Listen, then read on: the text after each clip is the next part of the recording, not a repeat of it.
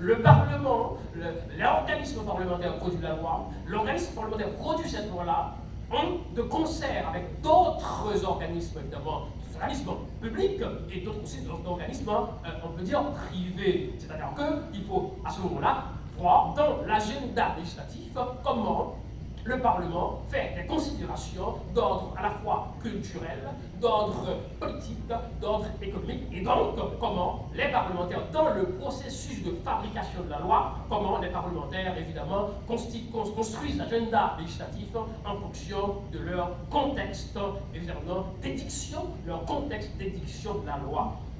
Donc, le mode de décision à l'intérieur des organes, c'est pour le premier. Le deuxième, le premier, c'est le mode d'élection et le statut des parlementaires.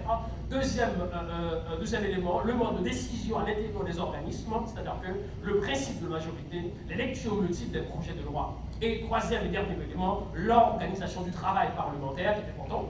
L'organisation du travail parlementaire, c'est-à-dire que comment se structure ce travail parlementaire-là à travers la formation des commissions, évidemment, tout type de commission. Donc, ce qui implique, évidemment, le principe, ce qu'on appelle du pluralisme politique. On ne va pas s'éterniser là-dessus. Deuxième principe, il y en a trois, je termine presque.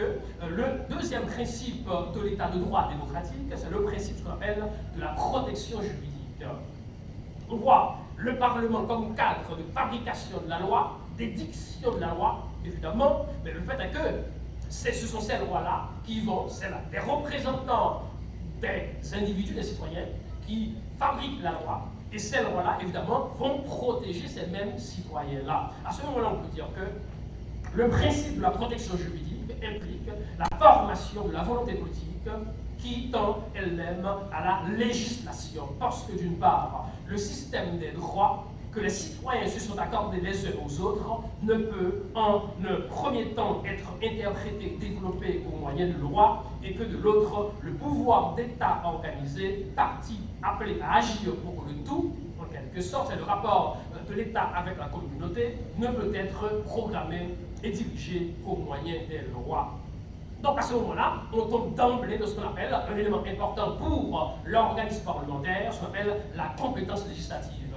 Donc, le principe de la protection juridique implique la compétence législative qui appartient en principe aux citoyens dans leur totalité, est exercée par les organismes parlementaires qui justifient les lois selon une procédure démocratique destinée exactement à protéger les citoyens. Dernièrement, élément important au niveau de l'état de droit démocratique, le troisième principe, c'est ce qu'on appelle le principe de la séparation de l'État et de la société. Alors, il faut savoir que dans le cadre de l'état de droit démocratique, l'État est un État libéral, donc les libertés fondamentales, les droits fondamentaux évidemment sont importants, ce qui fonde quelque chose l'état de droit démocratique. Donc, il faut considérer l'état de droit libéral, il faut considérer ce qu'on appelle la garantie juridique d'une autonomie sociale accordant à chaque citoyen une chance égale de faire usage, en tant que citoyen, de ses droits à la participation et à la communication politique.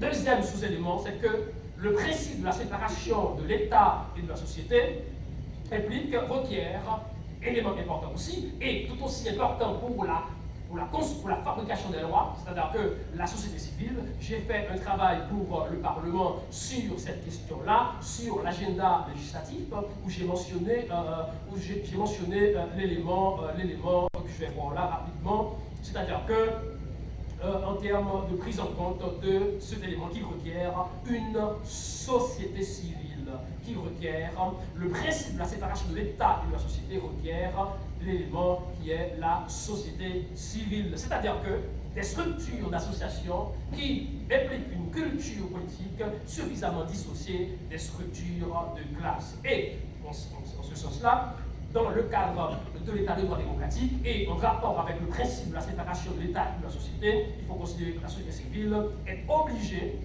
de compenser et de neutraliser la distribution inégale des positions de pouvoir social et des potentialités du pouvoir qui en résultent, afin évidemment que le pouvoir social ne se manifeste dans un cadre anarchique et puisse impliquer ce qu'on appelle l'égalité juridique. Et ce sont ces éléments-là ces éléments-là, ces principes-là, le principe, évidemment, le principe parlementaire, le principe de la protection juridique, le principe de la séparation de l'État et de la société qui fonde en quelque sorte ce qu'on peut appeler l'État de droit démocratique. Dans ce cadre-là, le Parlement joue un rôle fondamental. Pourquoi le Parlement joue un rôle fondamental? Parce que le Parlement exerce premièrement une fonction, la fonction en quelque sorte de fabricateur de la loi. Et deuxièmement, le Parlement, étant donné qu'il y a un pouvoir qui risque d'abuser le pouvoir, beaucoup plus que le pouvoir exécutif même et notre pouvoir judiciaire, s'appelle ce qu'on appelle le pouvoir administratif. Or, le Parlement, outre sa fonction de fabriquer la loi, a un pouvoir de contrôle sur l'administration afin, je termine là-dessus, afin de préserver le principe de la souveraineté populaire. La Constitution haïtienne et dans sa version originale, tout comme aussi dans sa version amendée, nous allons voir que le mot démocratie constitue même le fondement de la loi mère. Par exemple, quand on prend le préambule de la Constitution haïtienne, dans sa version originale, tout comme dans sa version amendée, eh bien, il est dit de façon très claire que le peuple haïtien proclame la présente Constitution pour implanter la démocratie qui implique le pluralisme idéologique, l'alternative politique et affirmer les droits inviolables du peuple haïtien.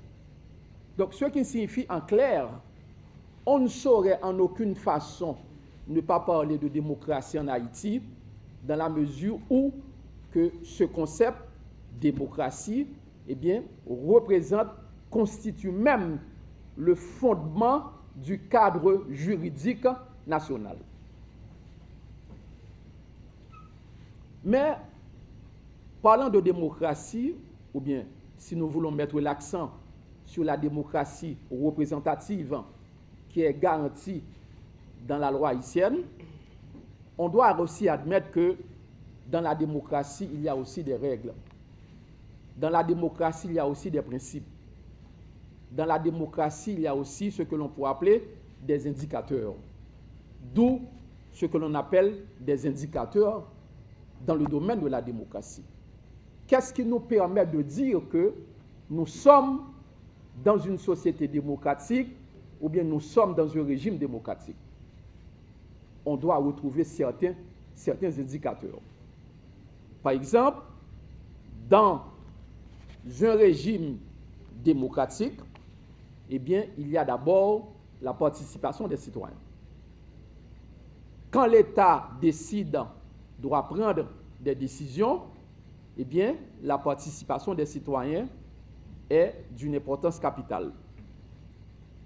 Dans un régime démocratique, eh bien, c'est l'égalité. C'est l'égalité entre les hommes, entre les femmes.